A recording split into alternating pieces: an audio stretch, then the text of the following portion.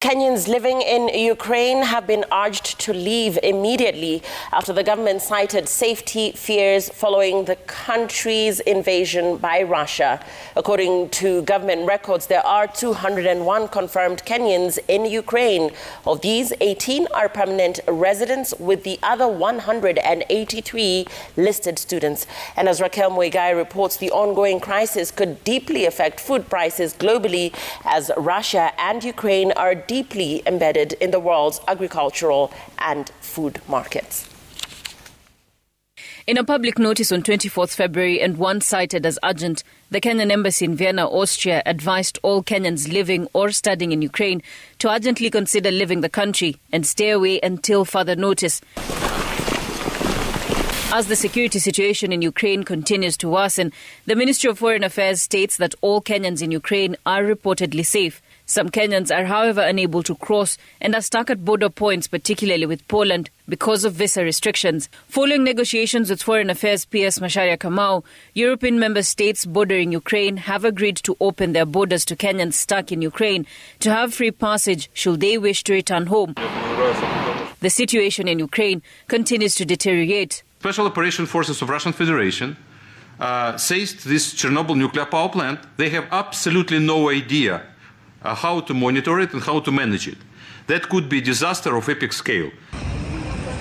According to Russia's defense ministry, 74 assets of the Ukrainian military infrastructure were destroyed, including 11 airfields, 3 command posts, 18 radar sites, and anti-aircraft defense systems. We're going to Cherkasy, to our family, to be together now in this not very safe time in Ukraine, but we will have a victory, I believe. While addressing the nation on Friday, Ukrainian president stated that the continued Russian aggression against his country showed that sanctions imposed on Moscow by the West were not enough. We continue to ask our partners to provide us with additional anti-missile equipment. We do have some, and we operated, as I told you, we already shot down 7 airplanes. This is not small.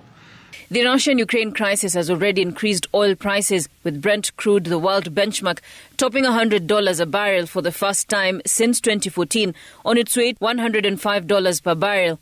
Russia is the world's third largest oil producer, and if a conflict in Ukraine leads to a substantial decrease in the flow of Russian barrels to market, it will be risky for the tight balance between supply and demand. This having the potential to drive Kenya's pump prices upward and overwhelm the current state-backed subsidy that has kept pump prices unchanged for the 4th month in a row. Additionally, wheat prices have also soared. Kenya imports 75% of its annual demand of 1.2 million metric tons of grain from Russia and Ukraine. You would have to feel it maybe in a few months or in a matter of weeks. Those things not only hurt Russia and not only hurt Ukraine, but also countries in Western Europe with whom we have trade, commerce, exchange, financial flows and that kind of capital markets relations. As countries around the globe continue imposing sanctions against Russia, the scale of the potential upswing in the global grains and oil prices will depend on the magnitude of disruption and the length of time that trade will be affected. Raquel Muigai, Citizen TV.